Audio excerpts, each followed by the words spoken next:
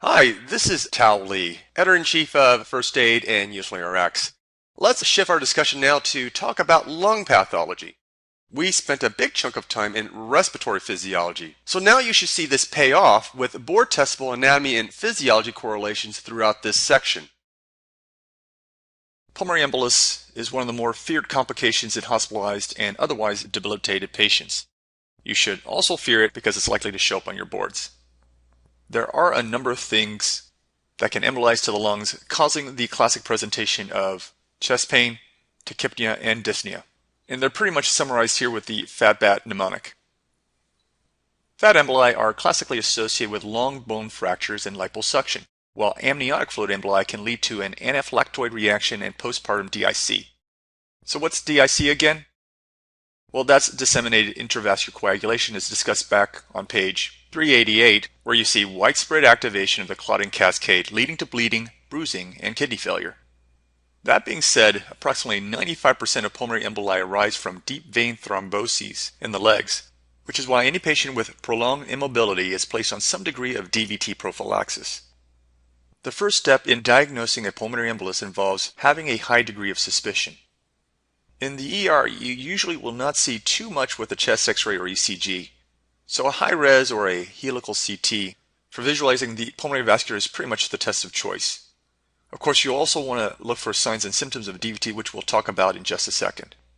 Now, down here you'll notice that we have some nice images of pulmonary embolism.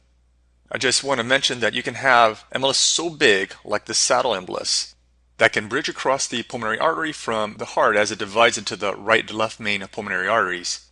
And this can cause cardiovascular collapse and sudden death, as you can probably tell since we're looking at a postmortem example right here. Because of its association with pulmonary embolism, DVT is very high yield, and you should expect to see one or more questions about this topic. So, do you remember Verkel's triad from your hematology talks? Sure you do.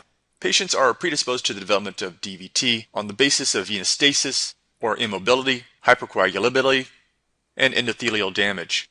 So in other words, you are getting inappropriate activation of the coagulation cascade. Can you think of a type of patient who is at particular risk for developing DVT? Sure, one answer would be orthopedic trauma patients.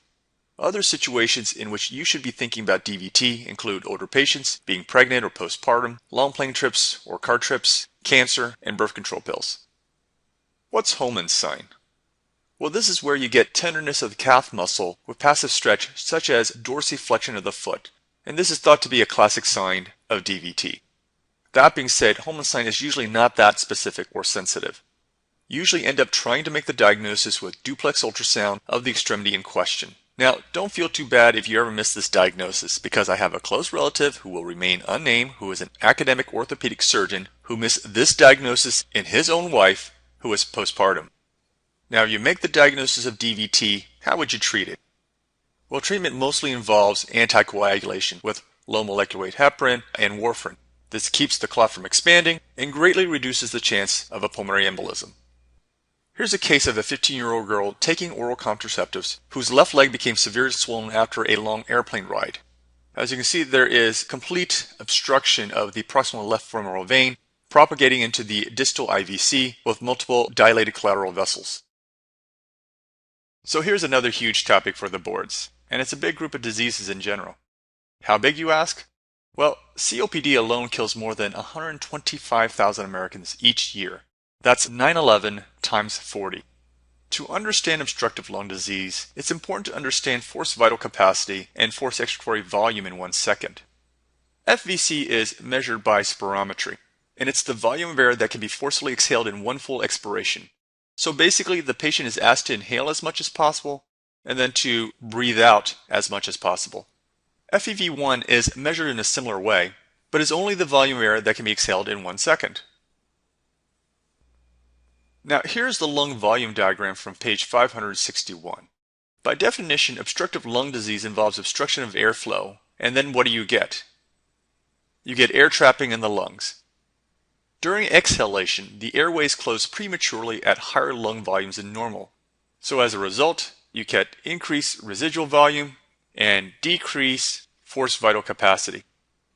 It's important to know that in obstructive lung disease, FEV1 also drops. Now, since FEV1 decreases to a greater extent than FVC, the ratio of FEV1 to FVC also drops, which is the hallmark of obstructive lung disease. Since these patients also have decreased ventilation due to a lower vital capacity, they have decreased ventilation and increased perfusion, or in other words, a VQ mismatch. In contrast, you will see a preserved FEV1 to FVC ratio in restrictive lung disease, as we'll discuss later on. So let's discuss COPD, asthma, and other forms of obstructive lung disease. Patients with chronic bronchitis can be thought of as blue bloaters. This is one of the most common presentations of COPD. The pathology of their disease involves hypertrophy of mucus-secreting glands in the bronchioles. The mucus and inflammation causes the obstruction, which causes the body to decrease ventilation and increase cardiac output, creating that VQ mismatch. You may also see secondary polycythemia. These patients classically present with a chronic cough for greater than 3 consecutive months per year for at least 2 years. They also have wheezing, crackles, cyanosis or blueness from shunting and dyspnea on exertion. And then you may also see signs of right heart failure, which will give them that swollen, bloated look. So when you think about emphysema and also chronic bronchitis, what's the very first thing that should come to your mind? Tobacco smoke, of course. Now with smoking, you get this characteristic destruction of airways and terminal bronchioles, classically called centri acinar, before the destruction spreads peripherally. This leads to decreased recoil and increased compliance in the lungs. And the patient will typically present with dyspnea, decreased breath sounds, tachycardia, dyspnea on exertion, and then later in the disease stage you'll see hypoxemia and eventually wasting. The pink puffer look comes from the effort to puff through pursed lips to increase airway pressure and to prevent airway collapse during exhalation. Now there are a couple other morphologic types of emphysema that might be testable on the boards. So pan-acinar is associated with alpha-1 trypsin deficiency, which can also cause what? Well, you also see it in the liver, so liver cirrhosis, where the patient is typically younger and not a smoker.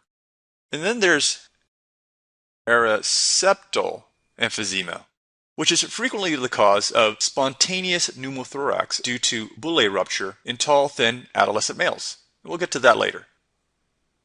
So how is asthma different from COPD?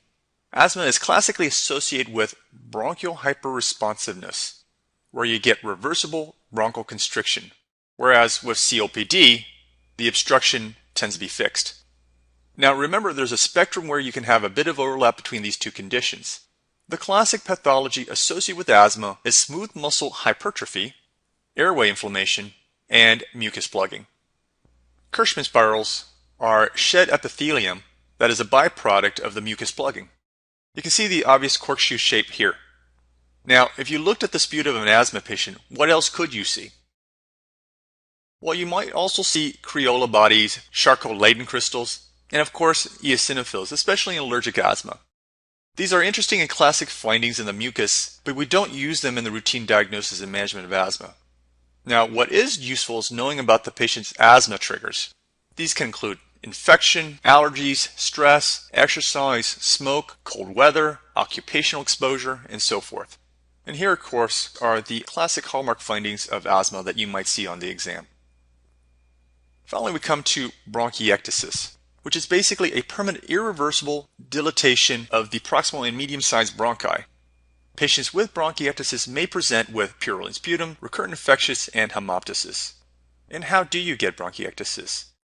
Well, causes of this condition include necrotizing infections with bugs like Staph and Klebsiella, bronchial obstruction, cystic fibrosis, poor ciliary motility, Cartagener syndrome, and allergic bronchopulmonary aspergillosis.